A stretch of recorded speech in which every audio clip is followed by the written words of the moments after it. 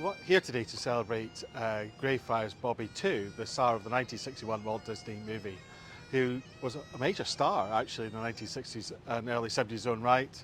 He was buried in the Borders, I think in about 1974, after a very eventful life, I believe.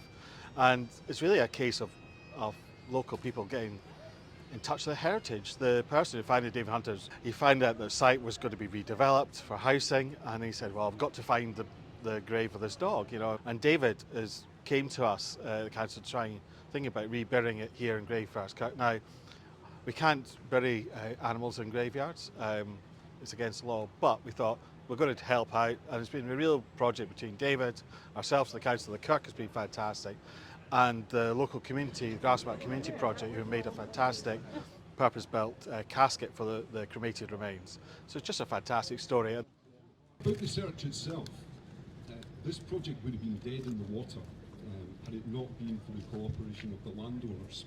Search to find the missing grave, which took us 18 months. We knew he was buried on property in Dolphinton in 1974. Unfortunately, the grave was destroyed around 2008 and the monument removed. The land regressed to basically becoming a forest. And when I discovered this in 2020, when they were about to start building houses there was a very nervous phone call made to the landowner to say, do you know there's a very famous dog buried somewhere on the property? And once again, to remind ourselves of the legacy of the iconic tale of our Greyfriars Bobby. And personally, and I hope you'll agree from your own point of view, it is lovely to be part of this special community. Dean, you knew this dog? That's right, yeah. How did that happen? Well, my father worked in the police. The dog was originally owned by William Earleys, who was the chief constable at that time. And after a number of years, he gifted the dog to us, to the family, to look after. What was the dog like? Oh, the dog was great. Yeah, it was a lovely wee dog. You know, we just treated him like any normal family pet. It was hard to believe that he was a Walt Disney film star. But, Thank you all for joining us on this beautiful day. I'm Joe Elliott. I'm Session Clerk of Greyfriars, and bring greetings on behalf of our Minister, Richard Fraser, and the rest of the ministerial team here.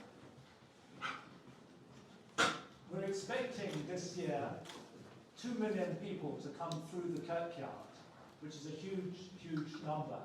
And we ask ourselves why they come. Is it because the National Covenant was signed here in 1635? Is it perhaps to commemorate the Greyfriars who predated this church? Or to commemorate the opening of this church in 1620 on Christmas Day, the same day, at least the same day or the same year as the Mayflower landed in the New World?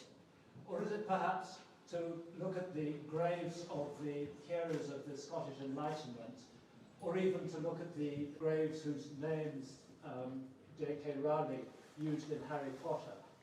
And I think the answer, truthfully, is none of the above. The reason people come to Greyfriars Kirkyard for all that it's one of the most important Christian sites in Scotland, is because of the timeless tale of Greyfriars Bobby.